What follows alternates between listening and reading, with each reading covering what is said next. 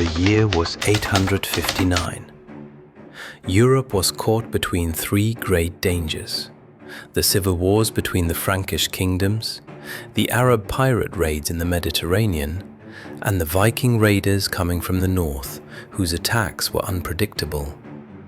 At the helm of one of these ships was a name that would leave its mark on history: Bjorn Ironside, Bjorn the Iron-Hearted. A commander from Swedish lands, the leader of the first Viking army to set sail for the Mediterranean.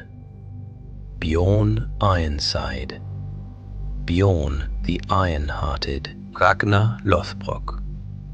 This has not been definitively proven. However, this claim has been accepted without question throughout the Viking world for centuries. Why? Because Bjorn's deeds were far beyond what an ordinary warrior could achieve. Whether he was Ragnar's son or not, Bjorn demonstrated through his actions what a leader should be like. Bjorn was not merely a Viking who took up his axe and attacked. He was also a traveler. He knew the North Sea.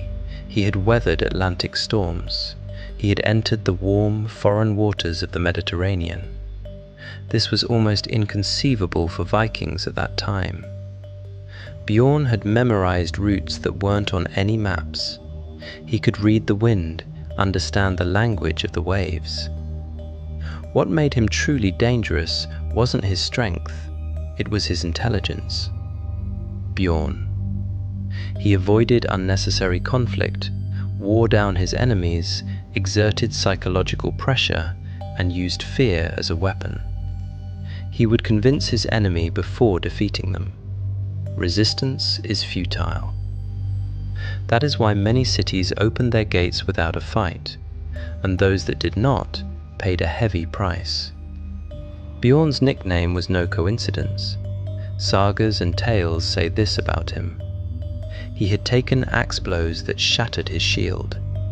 He had remained standing despite spears striking his chest. Even when wounded on the battlefield, he never retreated.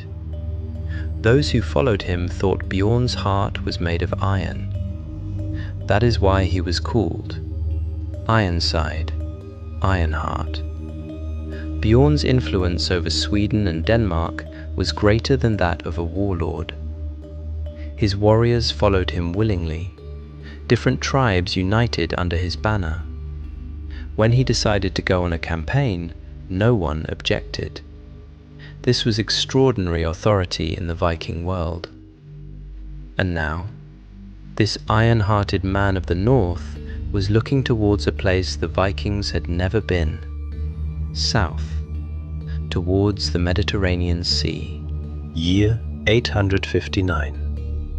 The Vikings assembled their largest Mediterranean fleet to date. Approximately 62 longships, 3,000 to 4,000 warriors. Each ship carries 25 to 30 oarsmen plus 30 to 40 warriors. Light armor, axes, spears, shields. And preparations began. The ships were launched from land into the sea. The warriors donned their boarskin armor. The women left runic symbols on the prows of the longships for a safe journey. Vardlokkur-style battle songs began to rise. Bjorn's goal was not merely plunder. He sought to achieve something unheard of among the Northmen: to cross the world's oceans and seize the great cities of the south. The fleet battled the Atlantic waves and reached the south. They raided the area around Pamplona. They burned and destroyed the port of Algeciras on Spain's Atlantic coast. They attacked some Berber settlements. They advanced ruthlessly and decisively. They outmaneuvered the forces of Frankish King Charles II at sea. The Vikings were like ghosts. Their arrival was unknown, and only smoke remained where they departed. These Vikings are recorded as the first large fleet to enter the Mediterranean. The salty, hot air of the Mediterranean surprises the sailors. Water sources are different. Disease sets in. The longships of the north become heavy in warm seas. From this point on, turning back was no longer possible. The Vikings followed an unprecedented route during their era. They attacked the Balearic Islands. They entered the Roussillon coast. The Luna coast had never witnessed such destruction. The waters of Sicily fell under Viking control. Several coastal ports in North Africa could not withstand Viking raids. They employed different attack tactics each time, beaching their ships and immediately launching an assault on land, following the stone roads that were once part of the Roman road network, taking Arab merchants hostage, secretly scaling city gates at night using ladders. On every coast, when the black dragon head of a Viking ship appeared, the people thought the same thing. There was no point in even trying to escape. The city of Luna in northern Italy was famous for its marble buildings and great walls. When Bjorn saw the city, he thought, "This must be Rome." At that time, Rome was small. Luna, on the other hand, was architecturally much more magnificent. The Vikings thought Rome's walls still retained their former grandeur. Luna, however, was Rome's ghost. Bjorn knew that if he conquered it, he would become legendary. This excited him even more. His excitement, his eagerness, his description of his plans made his army even more fierce. They rested all night and launched their attack at first light. Walls over 8 meters high, thick wooden doors, archers in the towers. The Vikings carried out various attacks. The battering rams failed to break down the doors. The ladders were too short. The base of the walls was defended with oil and boiling water. Approximately 40 to 60 Vikings were killed in the first two assaults. Many warriors were wounded by arrows and stones. Bjorn found himself truly helpless against a city for the first time. Bjorn was forced to devise a new strategy. This is considered one of the most ingenious military stratagems in history. Bjorn tells his soldiers, "Send word to Luna, Commander Bjorn is dead. He wishes to be buried in a Christian manner." In Christian traditions of that period, not admitting someone who has come because they are dead was considered a grave sin. The bishops in the city debated, "Even if he is an enemy, he is sinless in the eyes of God." A massive coffin was prepared. The Viking carpenters quickly made a heavy coffin. They carved a cross on it.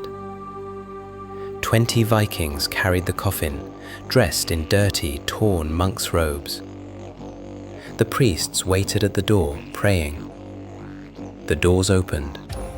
The coffin was brought inside. Bjorn's face was painted black. He was holding his breath.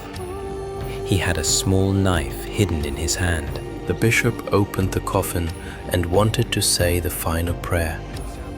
The coffin lid slowly opened. Suddenly, Bjorn opened his eyes. The priest stepped back and screamed. Bjorn sat up in the coffin and swung his knife. The Vikings carrying the coffin reverted to their true warrior identities. The guards holding the gates were strangled. The city gates were opened from the inside by Viking soldiers entering the city. 200 Vikings hidden outside attacked Luna.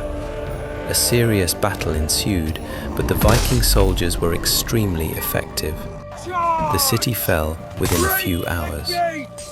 This scene is even mentioned in contemporary Frankish and Italian sources. No legend has been confirmed by so many historians. The Vikings took control of the city and its important centers. Treasures of gold and silver, valuable marble statues, wine barrels, furs, people to be taken as slaves, weapons and armor. The city was plundered for days. The sky burned like a red light above the marble structures. After their great success in the Mediterranean, the Vikings began their return journey, but the voyage proved much more difficult than they had anticipated. They were caught in a great storm, and some of their ships sank. On the way back, the Berber fleets they had plundered attacked them. Some Vikings died of disease. Of the approximately 62 ships, only 30 remained. Bjorn had launched the greatest Viking expedition in history and managed to survive. But the price had been heavy. Bjorn and his remaining soldiers returned to Sweden, where he was welcomed as a great leader. Historical outcomes: established extensive influence over Sweden and Denmark. According to some sources, became king in the Uppsala region. Date of death is unknown, but he certainly died in the late 9th century. His tomb is believed to be in Sweden. He became famous in Europe as the man who rose from the grave. Bjorn Ironside's name was carved into history, never to be erased. What set him apart from other Viking leaders was not just his power, it was his intelligence. This was not the story of a city, but of an era. A voyage proving the Vikings knew no bounds save for the sky itself. And the man who turned even death into a weapon, Bjorn Ironside.